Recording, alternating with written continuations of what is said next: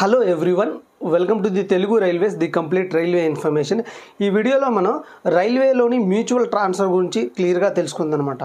అసలు mutual transfer అంటే ఏంటి, దీనికి సర్వీస్ కావాలా, ఏ విధంగా వద్ద, తర్వాత క్యాస్ట్ అంటే అదర్ క్యాస్ట్ ఉంటే సరిపోద్దా, లేకపోతే ఎస్సీ ఎస్టీ వాళ్ళకి సేమ్ క్యాస్ట్ ఉండాలా, లేకపోతేనేమో సీనియారిటీ ఎలా ఉంటుంది, ఎన్ని రోజులు టైం పడుతుంది. దీంతోపాటు ఈ వీడియోలో మనం హెచ్ఆర్ఎంఎస్లో మనం ఈ మ్యూచువల్ ట్రాన్స్ఫర్ ఎలా అప్లై చేయాలి, ఆ ప్రాసెస్ కూడా నేను ఇదే వీడియోలో చేస్తాను.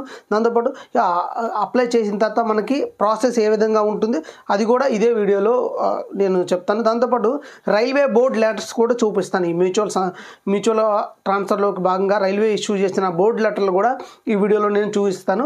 వీడియో లెంత్ ఎక్కువైనప్పటికీ రైల్వేలోని మ్యూచువల్ కోసం ఎవరైతే వెతుకుతున్నారో కొత్తగా జాయిన్ అభ్యర్థులు చాలామంది, సో వారికి ఈ వీడియో ఖచ్చితంగా ఉపయోగపడుద్ది అనమాట. సో ఫస్ట్ మనం రైల్వేలో మ్యూచువల్ ట్రాన్స్ఫర్ అంటే ఏందో తెలుసుకుందాం.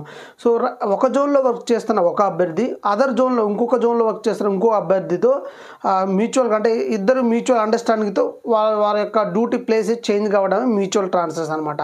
ఫర్ ఎగ్జాంపుల్కి చెన్నై జోన్లో వర్క్ చేస్తున్న ఒక గ్రూప్ డికి సంబంధించిన పాయింట్ మెన్, అదేవిధంగా ఒక సికింద్రాబాద్ జోన్లో సంబంధించి సికింద్రాబాద్ జోన్లో విజయవాడ డివిజన్కి సంబంధించిన ఇంకొక పాయింట్స్ మెన్ ఇద్దరు మ్యూచువల్ అండర్స్టాండింగ్తో ట్రాన్స్ఫర్ అప్లై చేసుకుంటే ఇద్దరు ప్లేసెస్ మారుస్తారన్నమాట. చెన్నై అతన్ని విజయవాడకి, విజయవాడ అతన్ని చెన్నైకి ట్రాన్స్ఫర్ చేస్తారు. ఇదే మ్యూచువల్ ట్రాన్స్ఫర్ అంటారనమాట. సో అయితే ఈ మ్యూచువల్ ట్రాన్స్ఫర్ అనేది జోన్ టు జోన్ ఉండిద్ది. అంటే ఒక జోన్ నుంచి ఒక జోన్కి ట్రాన్స్ఫర్ అవుద్ది, లేదా డివిజన్ టు డివిజన్లో అంటే ఒకే జోన్లో ఉన్న డివిజన్ టు డివిజన్ కూడా ఈ మ్యూచువల్ ట్రాన్స్ఫర్స్ మనం అప్లై చేసుకోవచ్చు. ఫర్ ఎగ్జాంపుల్కి Chennai division to Secunderabad division, అంటే చెన్నై జోన్ నుంచి సికింద్రాబాద్ జోన్కైనా మనం ఈ మ్యూచువల్ ట్రాన్స్ఫర్స్ అప్లై చేసుకోవచ్చు. లేకపోతే ఒకే జోన్లో అంటే సికింద్రాబాద్ జోన్లో ఉన్న డివిజన్స్ ఉంటాయి కదా, హైదరాబాద్ నుంచి విజయవాడకి, విజయవాడ నుంచి గుంటూరుకి, ఇలా కూడా మనం ఈ మ్యూచువల్ ట్రాన్స్ఫర్స్ అప్లై చేసుకోవచ్చు. అయితే ఫస్ట్ మనం చూడాల్సింది మినిమం సర్వీస్ గురించి మాట్లాడదాం. సో మనం ఈ మ్యూచువల్ ట్రాన్స్ఫర్స్ అప్లై చేయాలంటే సర్వీస్ ఏమన్నా కావాలా అంటే ఖచ్చితంగా నో, మనకి సర్వీస్ ఎలాంటిది అవసరం లేదు. ఈ మ్యూచువల్ ట్రాన్స్ఫర్కి అప్లై చేసుకోవడానికి అటువైపు అభ్యర్థి ఉంటే మనం అప్లై చేసుకోవచ్చు. కాకపోతే మీరు కొత్తగా జాయిన్ అయితే ట్రైనింగ్లో ఉంటే ట్రైనింగ్లో కూడా అప్లై చేయడానికి కుదరదు. దాని తర్వాత మీరు పోస్టింగ్ అయిన తర్వాత ఒక 1 month అన్న శాలరీ తీసుకోండి. ఎందుకంటే మీ పిఎఫ్ నెంబరు, హెచ్ఆర్ఎంఎస్ ఐడి ఇలాంటివన్నీ జనరేట్ కావాలి కాబట్టి 1 month శాలరీ తీసుకున్న తర్వాత మీకు పే స్లిప్ కూడా వచ్చింది కదా, దాని తర్వాత మీరు ఈ మ్యూచువల్ ట్రాన్స్ఫర్ అప్లై చేయండి. మినిమం 1 month అయినా ఒక శాలరీ కోసమైనా వెయిట్ చేయండి అనమాట. సో మినిమం సర్వీస్ అనేది ఏమీ అవసరం లేదు. దాంతోపాటు ఈ మ్యూచువల్ ట్రాన్స్ఫర్కు ఏంటంటే మామూలుగా మనం రైల్వే బోర్డు లెటర్ ఒకటి ఇష్యూ చేసింది 2019లో. ఆ లెటర్ 8/2019 అనమాట. ఈ లెటర్ నేను తర్వాత చూపిస్తాను మీకు క్లియర్గా. ఈ లెటర్లో ఏం చెప్పిందంటే రైల్వే బోర్డు మనకి ఈ మ్యూచువల్ ట్రాన్స్ఫర్ చేయాలంటే కేటగిరీ అనేది సేమ్ ఉండాలని చెప్పింది. ఎలాగంటే ఎస్సీ అయితే ఎస్సీ అభ్యర్థి ఉండాలని, తర్వాత ఎస్టీ అయితే ఎస్టీ అభ్యర్థి ఉండాలి అని చెప్పింది. దాంతోపాటు ఓబీసీ నుంచి ఓబీసీ అభ్యర్థికి అనేది ఓబీసీ నుంచి యూఆర్ కన్నా అవుద్ది, యూఆర్ టు ఓబీసీ కూడా అవుద్ది అనమాట. అంటే ఓబీసీ వాళ్ళు యూఆర్తోని, యూఆర్ వాళ్ళు ఓబీసీతోని మ్యూచువల్ ట్రాన్స్ఫర్ అవుద్ది. కాకపోతే ఎస్సీ ఎస్టీ వాళ్ళు వారి యొక్క సేమ్ క్యాస్ట్ ఉండాలని చెప్పున్నారు. అయితే దీంట్లో కూడా ఒక క్లాజ్ ఉందన్నమాట. ఏంటంటే ఒకవేళ మీరు కనుక ఈ 8/2019 ఈ నోటీస్లోనే మనకు ఉందన్నమాట. ఈ రైల్వే బోర్డు లెటర్లోనే ఏమని ఇచ్చున్నారంటే ఒకవేళ మీరు ఇనిషియల్గా డైరెక్ట్గా ఆర్ఆర్బీ నుంచి ఆర్ఆర్బీ లేదా ఆర్ఆర్సీ నుంచి డైరెక్ట్ కోటాలో మీరు రిక్రూట్మెంట్ అవుతే, కాకపోతే మీకు ఇర్రెస్పెక్ట్ ఆఫ్ క్యాస్ట్ అంటే క్యాస్ట్ ఏది అవసరం లేకుండా ఎస్సీ నుంచి ఓబీసీ కన్నా, యూఆర్ నుంచి ఎస్టీ కన్నా, ఇలా ఏ క్యాస్ట్ అవసరం లేకుండా కూడా మీకు ట్రాన్స్ఫర్ అనేది అవుతుంది అనమాట. నేను ఆ లెటర్లో చూపిస్తాను, ఇది కూడా ఉందన్నమాట. సో ఈ 8/2019 ఆర్ఆర్బీ రైల్వే బోర్డు లెటర్ వచ్చిన తర్వాత చాలా జోన్స్ ఏంటంటే ఇంటర్నల్గా వాళ్ళు సిపిసిఓ అంటారంట, లేకపోతే పీసీఓ అంటారు. పీసీఓ వారు ఏంటంటే ఒక లెటర్ ఇష్యూ చేశారు. ఆ లెటర్లో ఏంటంటే ఆ లెటర్లో వాళ్ళు క్లియర్గా చెప్పారన్నమాట. ఏమని మనకి మ్యూచువల్ ట్రాన్స్ఫర్ అనేది అదర్ క్యాస్ట్ కూడా చేసుకోవద్దండి. ఎస్సీ ఎస్టీ వాళ్ళు లేకపోతే SC to OBC other caste కూడా అవుద్ది. కాకపోతే ఇక్కడ ఒక కండిషన్ ఉందన్నమాట. ఒకవేళ మీరు మ్యూచువల్ ఇలా చేసుకోవాలంటే డైరెక్ట్ రిక్రూట్మెంట్లో మీరు జాయిన్ అయి ఉండాలి, లేదా ఆర్ఆర్సీ ద్వారా ఆర్ఆర్బీ ద్వారా డైరెక్ట్గా మీరు జాయిన్ అయిన వాళ్ళు ఇద్దరు డైరెక్ట్ కోటాలో జాయిన్ అయి ఉండాలి. డైరెక్ట్ కోటా మీన్స్ అంటే ఆర్ఆర్సీ లేదా ఆర్ఆర్బీ ద్వారా ఇనిషియల్ అపాయింట్మెంట్ అయి ఉండాలి. ఒకవేళ మీరు ప్రమోటివ్ అయితే ఈ కేసు అప్లై కాదనమాట. ప్రమోటివ్ అయితే ఖచ్చితంగా క్యాస్ట్ ఎస్సీ అయితే ఎస్సీ, ఎస్టీ అయితే ఎస్టీ ఉంటాయి. ప్రమోటివ్ మీన్స్ మీరు ఫర్ ఎగ్జాంపుల్ ఏదో పాయింట్స్మెన్గా జాయిన్ అవుతున్నారు, స్టేషన్ మాస్టర్గా ప్రమోషన్ అయ్యారు. అలాంటి కేసెస్లో మీరు స్టేషన్ మాస్టర్ మ్యూచువల్ పెట్టాలంటే ఖచ్చితంగా మీకు కేటగిరీ అయితే ఉండాలి. అలా కాకుండా గ్రూప్ డీలో జాయిన్ అయ్యారు, డైరెక్ట్గా మీరు రికమెండ్ చేసి అటువైపు గ్రూప్ డి అతను ఆ క్యాస్ట్ అయినా అవసరం లేదనమాట. మీకు ఎవరికైనా కావాలంటే ఈ లెటర్ నేను చూపించినప్పుడు ఆ లెటర్ అక్కడ మీకు మీ యొక్క డివిజన్లోని పర్సనల్ డిపార్ట్మెంట్ వాళ్ళకు చూపించండి. దాంతోపాటు ఏంటంటే మీరు ఈ మ్యూచువల్ ట్రాన్స్ఫర్ అప్లికేషన్ అనేది ఎట్లా స్టార్ట్ చేయాలంటే, ఒకవేళ మీకు కనుక అదర్ క్యాస్ట్ వారు ఉంటే మీరు మీ యొక్క పర్సనల్ డిపార్ట్మెంట్ వాళ్ళకి వెళ్ళి అక్కడ ఓఎస్ఓ క్లర్క్ ఉంటారు కదా, వాళ్ళని అడగండి, ఇలా అదర్ క్యాస్ట్ వాళ్ళు ఉన్నారు మేము అప్లై చేసుకోవచ్చు అని వాళ్ళు మీకు రిప్లై ఇస్తారు. మ్యాక్సిమం ఎస్ఏ అంటారు. సో చెన్నై డివిజన్ వాళ్ళు కూడా అదర్ క్యాస్ట్ ఏ క్యాస్ట్ అయినా కానీ నో ప్రాబ్లం మ్యూచువల్ ట్రాన్స్ఫర్ అవుతుంది. దాంతోపాటు విజయవాడ డివిజన్ వాడు కూడా అవుతుంది అనమాట. సో నేను మా చెన్నై డివిజన్కి సంబంధించి సిపిసిఓ విడుదల చేసినట్టు మా చెన్నై జోన్కి సంబంధించి సిపిసిఓ లెటర్ కూడా నేను ఇప్పుడు చూపిస్తాను స్క్రీన్ మీద మీకు చూడండి అనమాట. సో వాళ్ళు క్లియర్గా మెన్షన్ చేశారు 8/2019 లెటర్ ప్రకారం మనం ఏంటంటే డైరెక్ట్ రిక్రూట్మెంట్లో జాయిన్ అయిన వారికి మాత్రమే ఇలా క్యాస్ట్ లేకుండా మనం మ్యూచువల్ ట్రాన్స్ఫర్ చేసుకోవచ్చు అని ఉన్నారు. సో ఇది మ్యూచువల్ ట్రాన్స్ఫర్లో అదర్ క్యాస్ట్ అయినా కూడా అవుద్ది అనమాట. సో కాకపోతే మీరు మీ పర్సనల్ డిపార్ట్మెంట్లో ఒకసారి వెరిఫై చేసి మీరు అప్లికేషన్ పెట్టండి. పర్సనల్ డిపార్ట్మెంట్లోకి వెళ్ళి అక్కడ ఓఎస్ని లేకపోతే ఏపీఓని లేకపోతేనేమో క్లర్క్ని మీరు అడగండి. అడిగిన తర్వాత అప్లికేషన్ పెట్టండి. ఇది మాత్రం మర్చిపోవద్దు. సో ఎందుకంటే ఒకవేళ మీరు ఇలా డైరెక్ట్గా పెట్టేస్తే తర్వాత రిజెక్ట్ అవ్వడానికి ఛాన్సెస్ ఉంది. అదర్ క్యాస్ట్కి పెట్టే వాళ్ళ గురించి చెప్తాను నేను. సో ఒకసారి పర్సనల్ డిపార్ట్మెంట్లో అడిగి ఇలా మ్యూచువల్ అప్లై చేయండి. సో ఇప్పుడు మనం ఈ మ్యూచువల్ ట్రాన్స్ఫర్లోని సీనియారిటీ గురించి మాట్లాడదాం. సో ఇద్దరు అభ్యర్థులు మ్యూచువల్ ట్రాన్స్ఫర్ చేసుకున్నప్పుడు ఆ అభ్యర్థులను ఎవరైతే జూనియర్ ఉంటారో అతని యొక్క సీనియారిటీనే ఇద్దరికి వస్తుంది అనమాట. ఫర్ ఎగ్జాంపుల్కి ఇతను ఒక 1 ఇయర్ ఫస్ట్ అభ్యర్థి 1 ఇయర్ ఉందన్నమాట, 1 ఇయర్ సర్వీస్ చేస్తున్నారు. సెకండ్ అభ్యర్థి 2 ఇయర్స్ సర్వీస్ చేస్తున్నారు అనుకో. వీళ్ళిద్దరు మ్యూచువల్ ట్రాన్స్ఫర్ చేసినప్పుడు 1 ఇయర్ సర్వీస్ చేసిన అభ్యర్థి యొక్క సీనియారిటీనే ఇద్దరికే వస్తుంది అనమాట. సో మ్యూచువల్ పెట్టుకునేటప్పుడు ఎవరైతే ఎక్కువ సర్వీస్ చేస్తున్నారో వారికే కొంచెం లాస్ అనమాట సీనియారిటీలో. సో ఇది సీనియారిటీకి సంబంధించి.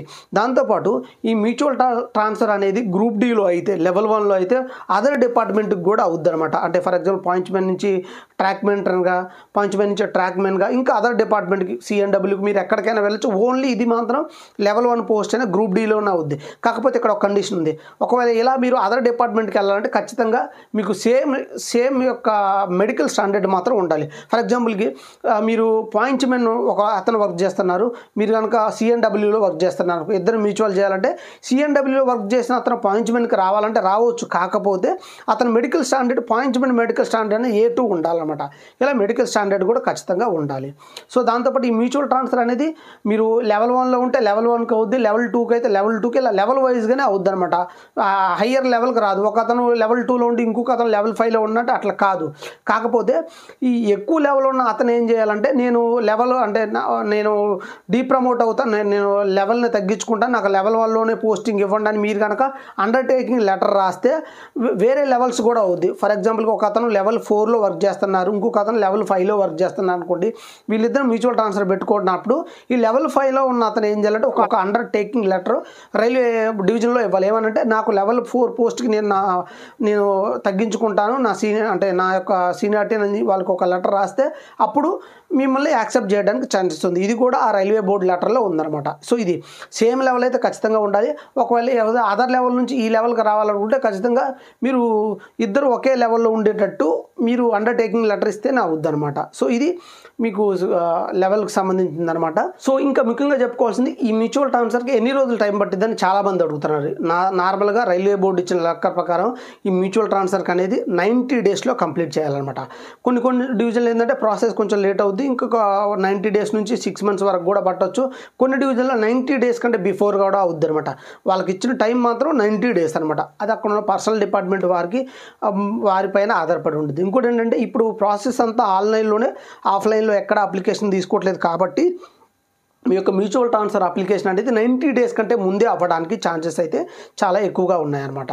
దాంతోపాటు మీరు ఒక్కసారి ఈ మ్యూచువల్ ట్రాన్స్ఫర్ అప్లికేషన్ ఇస్తే, మీరు ఆన్లైన్లో సబ్మిషన్ చేస్తే మీరు ఆ అప్లికేషన్ ఐదర్ రిజెక్ట్ అవ్వాలి, లేకపోతేనేమో అప్లికేషన్ రిజెక్ట్ అవుతే తప్ప మీరు దాన్ని వెనక్కి తీసుకోవడానికి ఛాన్సెస్ లేదు. ఒకవేళ మీరు అలా అప్లై చేసి ట్రాన్స్ఫర్ వచ్చిన తర్వాత నేను వెళ్ళానంటే కుదరదు, ఖచ్చితంగా మీరు వెళ్ళాలన్నమాట.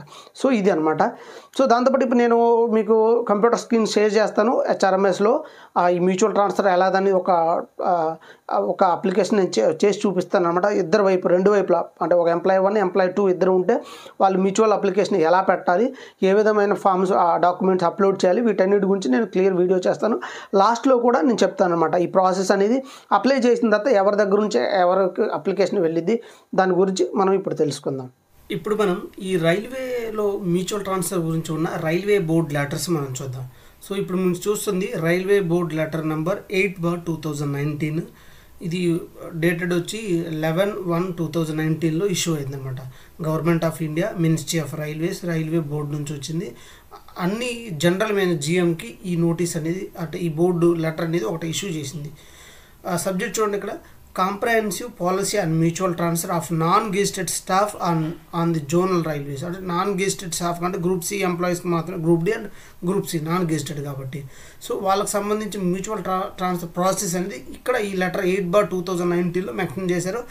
ఈ లెటర్ కావాలంటే నేను టెలిగ్రామ్లో పోస్ట్ చేస్తాను, తెలుగు రైల్వేస్ టెలిగ్రామ్, అక్కడ నుంచి డౌన్లోడ్ చేసుకుంటే, లేకపోతే మీరు గూగుల్లోకి వెళ్ళి రైల్వే బోర్డ్ లెటర్ నెంబర్ 8/2019 అని మీరు మెన్షన్ చేసినా కానీ ఖచ్చితంగా దీని యొక్క పీడిఎఫ్ వస్తుంది అనమాట. దీంట్లో మ్యూచువల్ ట్రాన్స్ఫర్ అంటే ఏంటి, దాని గురించి అన్నిటి గురించి క్లియర్గా మెన్షన్ చేస్తారు. కమ్యూనిటీ వైజ్గా ఎట్లా అంటే దాని గురించి కూడా ఇక్కడ 6.1లో మనకు క్లియర్గా మెన్షన్ చేశారు. డైరెక్ట్ కోటాలో వస్తే కమ్యూనిటీ రిస్ట్రిక్షన్స్ ఏం అవసరం లేదని, ఏ డాక్యుమెంట్స్ కావాలి ఇలాంటివి కూడా మెన్షన్ చేశారు. దాంతోపాటు ఎవరు రిలీవ్ అవ్వాలో కూడా మెన్షన్ చేశారు. తర్వాత గ్రూప్ డిలో ఒక డిపార్ట్మెంట్ నుంచి ఇంకో డిపార్ట్మెంట్కి కూడా వెళ్ళాలని క్లియర్గా మెన్షన్ చేశారు. ఈ మ్యూచువల్ ట్రాన్స్ఫర్ అనేది 2 డిఫరెంట్ గ్రేడ్స్కి, అంటే 2 డిఫరెంట్ లెవెల్స్కి కూడా పర్మిషన్ ఉండిద్దని చెప్పారు. కాకపోతే హయ్యర్ లెవెల్ అతను వాళ్ళు ఒక అండర్టేకింగ్ లెటర్ ఇవ్వాలని చెప్పి ఇక్కడ మెన్షన్ చేస్తున్నారు అనమాట. సో ఇలా అన్నిటి గురించి క్లియర్గా మెన్షన్ చేస్తారు. ఈ బోర్డు లెటర్ మీరు చదవండి చెప్పారు. ఈ లెటర్కి అనుసంధానంగా జోనల్స్, అంటే జోన్లో మీ కన్సర్న్ జోన్లో ఆ డివిజన్లో కూడా ఇలాంటి ఒక లెటర్స్ అనేది విడుదల చేశారు. పీసీపీఓ నుంచి ఒక లెటర్ ఇష్యూ చేయడం జరిగిందనమాట. అది 2022లో మార్చ్లో ఈ లెటర్ ఇష్యూ చేస్తున్నారు. ఇది పీసీపీఓ నుంచి వచ్చిందనమాట.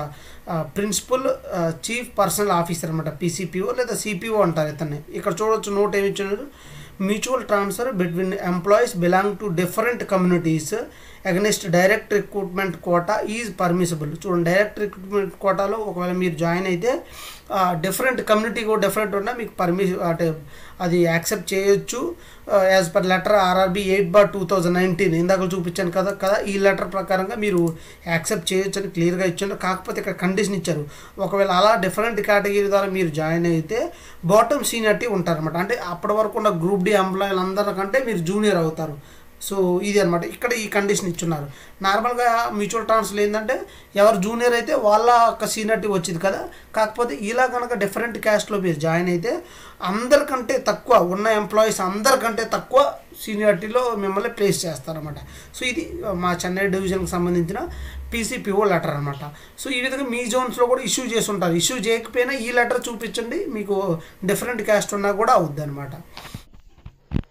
ఇప్పుడు మనం హెచ్ఆర్ఎంఎస్ అఫీషియల్ వెబ్సైట్లో లాగిన్ అవి ఈ మ్యూచువల్ ట్రాన్స్ఫర్ ఎలా అప్లై చేయాలో చూద్దాం అనమాట. దీనికోసం మనం ఇండియన్ రైల్వే యొక్క హెచ్ఆర్ఎంఎస్ అఫీషియల్ వెబ్సైట్ అయిన HRMS.indianrail.go.కి మనం వెళ్దాం. సో ఇక్కడ చూడొచ్చు user ID and password enter చేయండి. దాని తర్వాత ఇక్కడున్న క్యాప్చర్ ఎంటర్ చేస్తే ఓటీపీ వస్తుంది. ఆ ఓటీపీని ఎంటర్ చేసిన తర్వాతే మనం అఫీషియల్ వెబ్సైట్లోకి వెళ్ళడానికి పాసిబుల్ అవుద్ది అనమాట.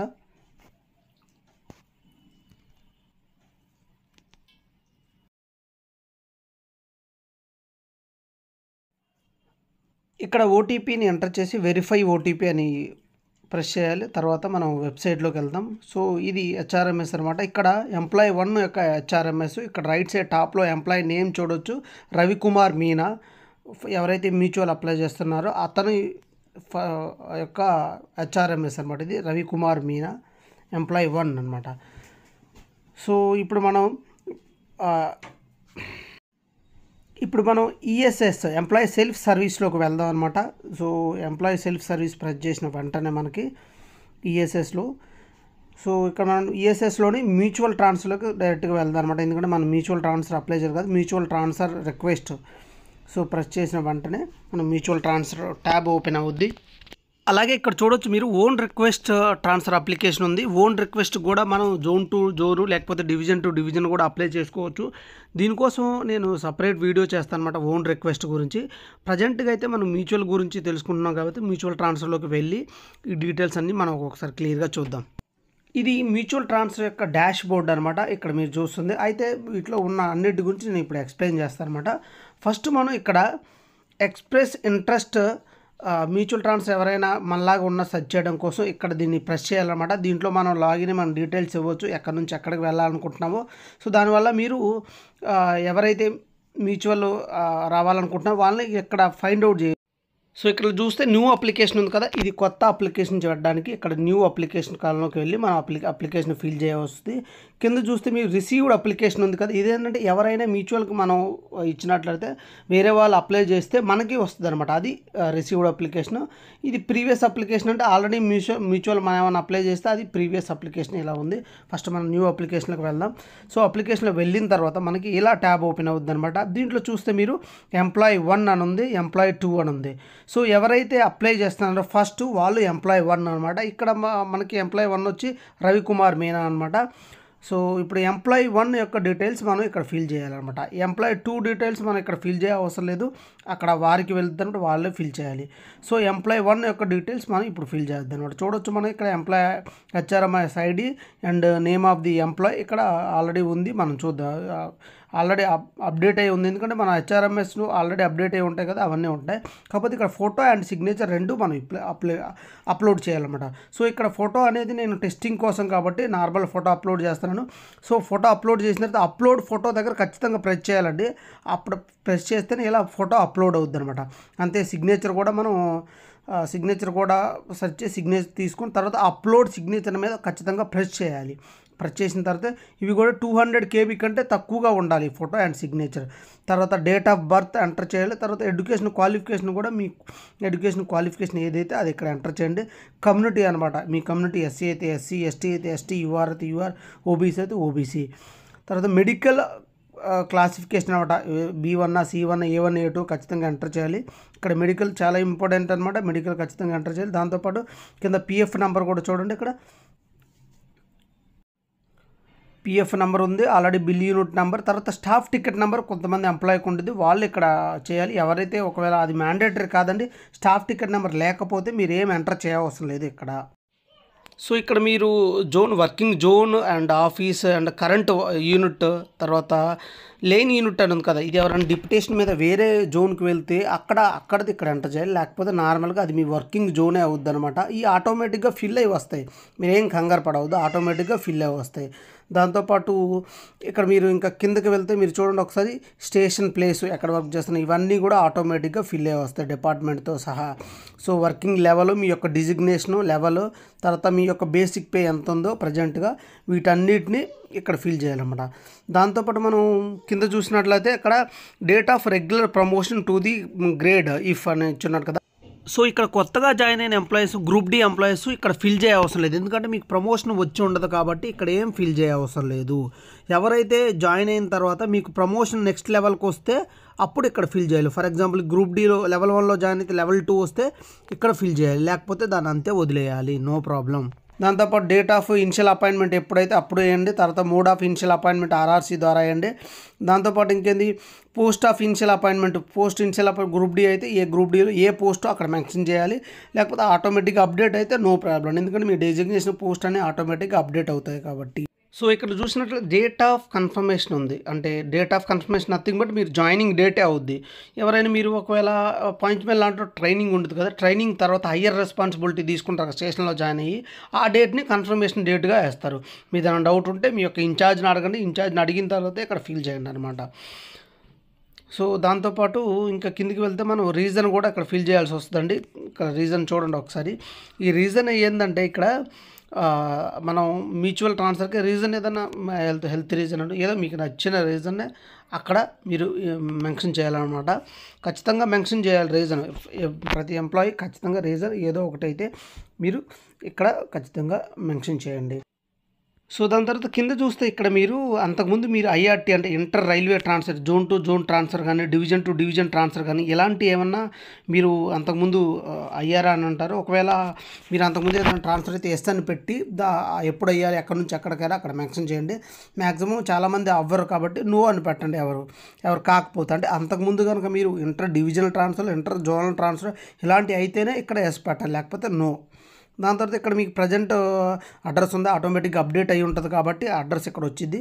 అడ్రస్ మీరు చెక్ చేసుకోవచ్చు అడ్రస్. దాంతో ఇప్పుడు ఫైనల్గా మనం ఇక్కడ కిందంటే సూపర్వైజర్ దగ్గరికి వెళ్ళాలి. సూపర్వైజర్ నేమ్ ఎవరో మీ ఎస్ఎస్ కానీ ఎస్ఎంఆర్ కానీ లేకపోతే ఎస్ఎస్సి కానీ సీరియస్ సెక్షన్ ఇంజనీర్ ఉంటారు కదా మీ ఇన్ఛార్జు, అతని యొక్క పేరును అతని యొక్క హెచ్ఆర్ఎంఎస్ ఐడి ఖచ్చితంగా ఇక్కడ మెన్షన్ చేయాలి. ఎందుకంటే మీరు మీ తర్వాత నెక్స్ట్ సూపర్వైజర్ ఖచ్చితంగా ఫార్వర్డ్ టు డివిజన్ అతనే ఫార్వర్డ్ చేయాలి కదా, అతని పేరు అతని హెచ్ఆర్ఎంఎస్ ఐడి అడిగి మీరు ఇక్కడ ఖచ్చితంగా క్లియర్గా మెన్షన్ చేయండి. దీని తర్వాత మనం చేయాల్సింది ఏంటంటే సో ఎంప్లాయీ 2 ఉంటాడు కదా, ఎవరికైతే మ్యూచువల్ ఇస్తానో అతని యొక్క హెచ్ఆర్ఎంఎస్ ఐడిని మాత్రమే ఇక్కడ మనం ఎంటర్ చేయాలి. మిగతా డీటెయిల్స్ ఏది కాదు, ఓన్లీ హెచ్ఆర్ఎంఎస్ ఎవరికైతే మ్యూచువల్ ఇద్దామనుకుంటున్నా అతని హెచ్ఆర్ఎంఎస్ ఐడి మాత్రమే ఇక్కడ ఎంటర్ చేయండి. ఇక్కడ ఎంటర్ చేసి పక్కన ట్యాప్ చేసిన వెంటనే అతని డీటెయిల్స్ అన్నీ ఆటోమేటిక్గా అప్డేట్ అవుతాయి. చూడవచ్చు ఇక్కడ మీరు ఇక్కడ రవికుమార్ మీనా అనే మ్యూచువల్ ఎవరికి ఇస్తున్నారు, రాజేంద్ర కుమార్ మీనాకి ఇస్తున్నారు. అతని డీటెయిల్స్ వచ్చాయి. కాకపోతే అతను ఎవరికైతే ఇస్తున్నారో మ్యూచువల్ అతని ఫోటో సిగ్నేచర్ మనం అప్లోడ్ చేయలేం, కానీ మిగతా డీటెయిల్స్ అయితే ఉంటాయి. వీటిని దేన్ని మనం ఎడిట్ చేయలేము అనమాట. అతనికి వెళ్ళిన తర్వాత ఎంప్లాయీ 2 మాత్రమే ఎడిట్ చేస్తారు. ఎంప్లాయీ 1గా మనం ఇప్పుడు డీటెయిల్స్ అన్ని ఫిల్ చేసాం కాబట్టి సో ఎంప్లాయీ 1ని మాత్రమే మనం ఫిల్ చేయగలం అనమాట.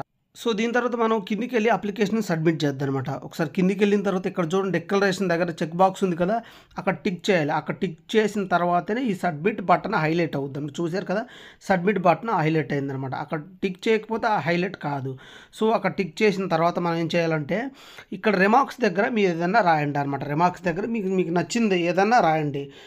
ట్రాన్స్ఫర్ ఫ్రమ్ అంటే మీకు జోన్ టు జోన్ ట్రాన్స్ఫర్ అని లేకపోతే మ్యూచువల్ ట్రాన్స్ఫర్ మీకు నచ్చిన రిమార్క్స్ రాయండి. రిమార్క్స్ రాసి సబ్మిట్ ఖచ్చితంగా ప్రెస్ చేయాలి. నేను ఇక్కడ ఎంప్లాయీ 1 రిమార్క్స్ అని రాస్తున్నాను. రిమార్క్స్ అంటే నేను టెస్టింగ్ పర్పస్ కాబట్టి ఎంప్లాయీ 1 రిమార్క్స్ అని రాస్తున్నాను అనమాట. సో ఇక్కడ మీరు ఏదన్నా రాయండి, తర్వాత సబ్మిట్ కొట్టండి.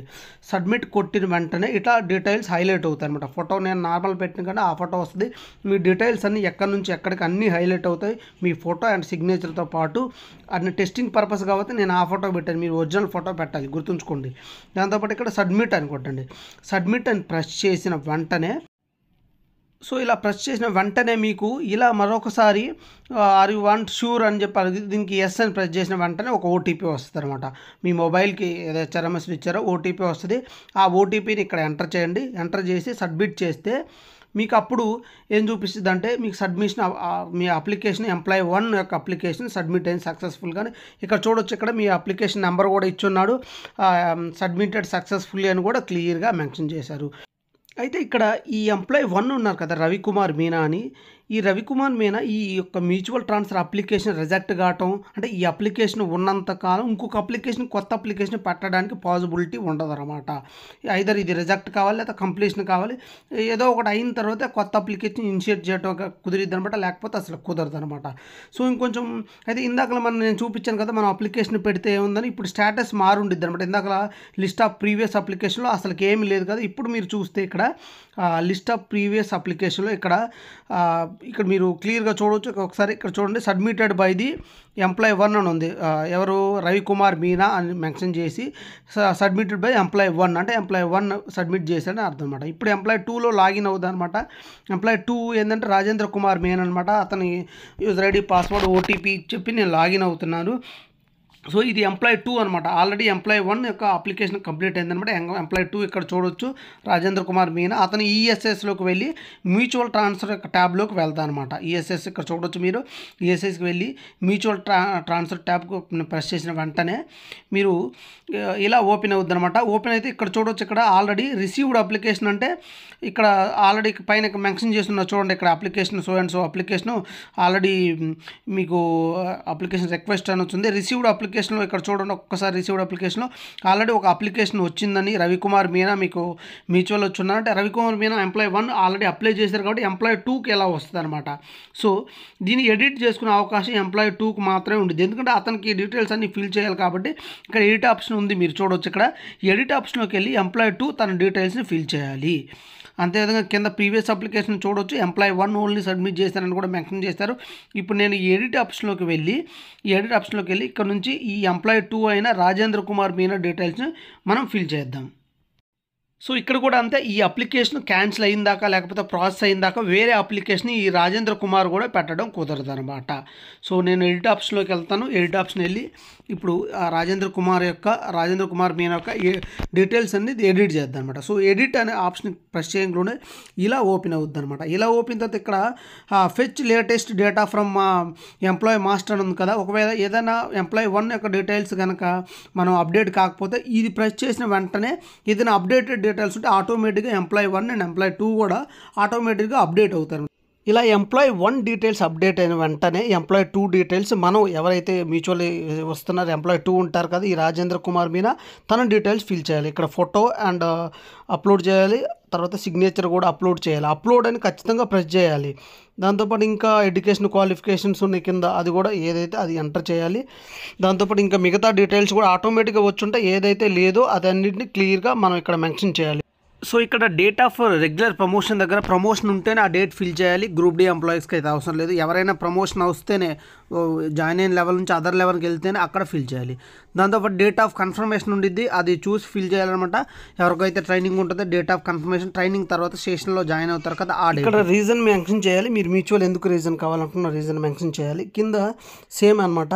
అంతకుముందు కనుక మీరు ఏదైనా మ్యూచువల్ ట్రాన్స్ఫర్ అదైతే అక్కడ ఖచ్చితంగా ఎస్ఓ నోనో మెన్షన్ చేయాలన్నమాట, అంతకుముందు ట్రాన్స్ఫర్ అయ్యారన్న దానికి.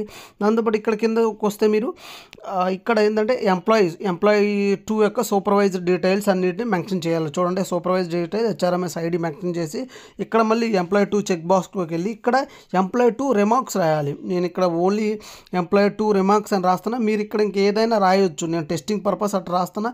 ఇక్కడ ఎంప్లాయీ 2 రిజెక్ట్ చేయడానికి కూడా ఆప్షన్ ఉంది. మీకు ఇష్టం లేకపోతే ఇప్పుడు రిజెక్ట్ చేయొచ్చు, లేకపోతే సబ్మిట్ చేయాలి. సబ్మిట్ చేసిన వెంటనే సేమ్ మీకు డీటెయిల్స్ అన్నీ మళ్ళీ వస్తాయి. మళ్ళీ ఒకసారి ఎంప్లాయీ 2 కూడా చెక్ చేసి సబ్మిట్ ప్రెస్ చేయాలన్నమాట. సో మళ్ళీ ఇక్కడ నో అండ్ ఎస్ అడుగుతుంది. ఎస్ అని ప్రెస్ చేసి ఒక ఓటీపీ వస్తుంది, ఆ ఓటీపీ ఎంటర్ చేసి సబ్మిట్ కొట్టాలన్నమాట.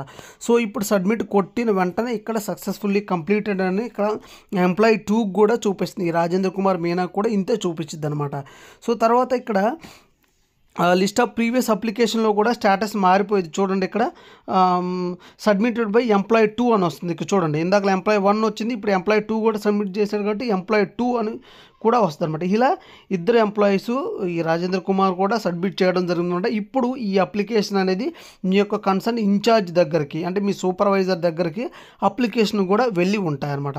దాని తర్వాత ప్రాసెస్ ఏందని నేను ఇప్పుడు చెప్తాను మీకు. ఇప్పుడు మనం ఇలా అప్లికేషన్ కంప్లీట్ అయిన తర్వాత, మన ఆన్లైన్లో హెచ్ఆర్ఎంఎస్ అప్లికేషన్ కంప్లీట్ అయిన తర్వాత మనకి ప్రాసెస్ అనేది ఎలా ఉంటుందో నేను ఇప్పుడు ఎక్స్ప్లెయిన్ చేస్తాను అనమాట. సో ఇక్కడ చూడొచ్చేది మ్యూచువల్ ట్రాన్స్ఫర్ అని. ఇక్కడ మ్యూచువల్ ట్రాన్స్ఫర్ అంటే మీరు ఇక్కడ ఎంప్లాయీ 1 ఫామ్ ఫిల్ చేస్తున్నారు, ఎంప్లాయీ 2 ఫామ్ ఫిల్ చేస్తున్నారు. ఈ స్టెప్ వరకు ఇప్పటి వరకు చూసారు అనమాట. దాని తర్వాత ఈ ఎంప్లాయీ 2 కూడా ఫామ్ ఫిల్ చేయడం కంప్లీట్ అయింది కాబట్టి ఇక్కడ నుంచి సూపర్వైజర్కి వెళ్తుంది. అంటే కన్సర్న్ మీ ఎస్ఎంఆర్కో లేకపోతే సీనియర్ సెక్షన్ ఇంజనీర్కో వెళ్తుంది. వాళ్ళు ఫార్వర్డ్ చేస్తారన్నమాట. ఎక్కడికి డీసీ అంటే డివిజన్ క్లర్క్ ఫార్వర్డ్ చేస్తారు. ఎంప్లాయీ 1 యొక్క డివిజన్ క్లర్క్కి సూపర్వైజర్ డివిజన్ క్లర్క్ ఫార్వర్డ్ చేస్తారు. ఎంప్లాయీ 2 యొక్క సూపర్వైజర్ డివిజన్ క్లర్క్ వాళ్ళ డివిజన్ క్లర్క్కి ఫార్వర్డ్ చేస్తారు. ఇలా అయిన తర్వాత ఈ డివిజన్ క్లర్క్ నుంచి అప్పుడు ప్రాసెస్ స్టార్ట్ అవుతుంది అనమాట. ఈ డివిజన్ క్లర్క్ నుంచి వాళ్ళ యొక్క బ్రాంచ్ ఆఫీసర్కి ఈ అప్లికేషన్ ఫార్వర్డ్ చేస్తారు. బ్రాంచ్ ఆఫీసర్ అంటే ఎక్కడ బ్రాంచ్ ఆఫీసర్ నథింగ్ బట్ ఏంటంటే మీ యొక్క పర్సనల్ డిపార్ట్మెంట్లో ఉంటే దానికి హెడ్ అనమాట. లేకపోతే పర్సనల్ డిపార్ట్మెంట్లో సీనియర్ డిపిఓ హెడ్ వాళ్ళకి ఫార్వర్డ్ చేస్తారు. లేకపోతే పాయింట్మెంట్గా ఉంటే మీకు సీనియర్ డిఓఎం హెడ్, లేకపోతే ట్రాక్ మెంటర్గా ఉంటే సీనియర్ డిఈఎన్ హెడ్. ఇలా మీ పర్సనల్ డిపార్ట్మెంట్లో ఉన్న మీ కన్సర్న్ డిపార్ట్మెంట్లో ఉన్న బ్రాంచ్ ఆఫీసర్కి ఫార్వర్డ్ చేస్తారు. ఈ బ్రాంచ్ ఆఫీసర్ యాక్సెప్టెన్స్ అతని నుంచి వచ్చిన తర్వాత మళ్ళీ రిటర్న్ టు పర్సనల్ డిపార్ట్మెంట్కి చేస్తారు. అక్కడ ఓఎస్కి చేస్తారు, చీఫ్ ఓఎస్కి వస్తుంది. అక్కడ నుంచి మళ్ళీ వీళ్ళిద్దరు వెరిఫై చేస్తారు. ఇక్కడ వీళ్ళు ఏదైనా మిస్టేక్స్ ఉంటే రిటర్న్ కూడా చేయడానికి వీళ్ళకి ఛాన్సెస్ ఉంది. అక్కడ నుంచి మళ్ళీ ఏపీఓకి వస్తుంది. ఏపీఓ నుంచి సీనియర్ డిపిఓకి వస్తుంది. సీనియర్ డిపిఓ కూడా కంప్లీట్ అయిన తర్వాత సీనియర్ డిపిఓ నుంచి డిఆర్ఎంకి వస్తుంది. డిఆర్ఎం పర్మిషన్ అయిపోయిన తర్వాత ఏపీఓకి రిటర్న్ వస్తుంది. ఇక్కడ ఏపీఓకి రిటర్న్ అయిన తర్వాత ఇక్కడ నుంచి నెక్స్ట్ మీరు అదర్ జోన్కి ఇస్తారు కదా, అక్కడికి ఫార్వర్డ్ అవుతుంది అనమాట. సో అక్కడ కూడా ఓఎస్కి వస్తే అక్కడ నుంచి చీఫ్ ఓఎస్కి, అక్కడ కూడా ఏపీఓకి, ఇట్లా వాళ్ళు పర్మిషన్ ఇచ్చుకుంటారు ఇట్లా. సో ఇలా అయిపోయిన తర్వాత ఇది ఇక్కడున్న ఎంప్లాయీ 1కి. ఎంప్లాయీ 2కి కూడా సేమ్ ప్రొసీజర్ అనమాట. ఎంప్లాయీ 2 కూడా బ్రాంచ్ ఆఫీస్కి వెళ్ళిద్ది. ఎంప్లాయీ 2 కూడా అతను సబ్మిట్ చేసిన అప్లికేషన్ బ్రాంచ్ ఆఫీసర్కి వెళ్ళిద్ది. అక్కడ నుంచి ఏపీఓ ఆఫీస్లో ఉన్న ఓఎస్కి వస్తుంది. అక్కడ నుంచి చీఫ్ ఓఎస్కి, మళ్ళీ ఏపీఓకి వెళ్ళిద్ది. ఏపీ నుంచి సీనియర్ డిపిఓ, ఇది ఎంప్లాయీ 2కి అనమాట. So same process. అక్కడ సీనియర్ డిపిఓ నుంచి మళ్ళీ డిఆర్ఎంకి వెళ్ళిద్ది. డిఆర్ఎం నుంచి మళ్ళీ ఏపీఓకి వచ్చింది. ఏపీఓ నుంచి మళ్ళీ అదర్ ఎంప్లాయీ 1 యొక్క జోన్కి ఇలా ఫార్వర్డ్ చేస్తారు. సో ఈ విధంగా ప్రాసెస్ అనేది, మ్యూచువల్ ప్రాసెస్ అనేది ఎలా ఉంటుంది. సో ఇది పడడానికి మ్యాక్సిమం ఒక 90 days టైం ఉంటుంది అనమాట. అంతకుమించి ఎక్కువ పట్టవచ్చు, అంతకంటే తక్కువ పట్టవచ్చు. ఇలా ప్రాసెస్ ఉంటుంది అనమాట. సో వీడియో చూశారు కదా, ఎలా అనిపించిందో కింద కామెంట్ చేయండి. ఏదైనా మిస్టేక్స్ మీకు ఏమైనా ఫైండ్ అవుట్ చేస్తే ఈ వీడియోలో కింద కామెంట్ చేయండి. అన్నిటికీ నేను రిప్లై ఇస్తాను. ఇంకేదైనా డౌట్స్ ఉన్నా కూడా కింద కామెంట్ చేయండి. సో వీడియో పైన మీ అభిప్రాయం కూడా కింద కామెంట్ చేయండి. Thank you very much.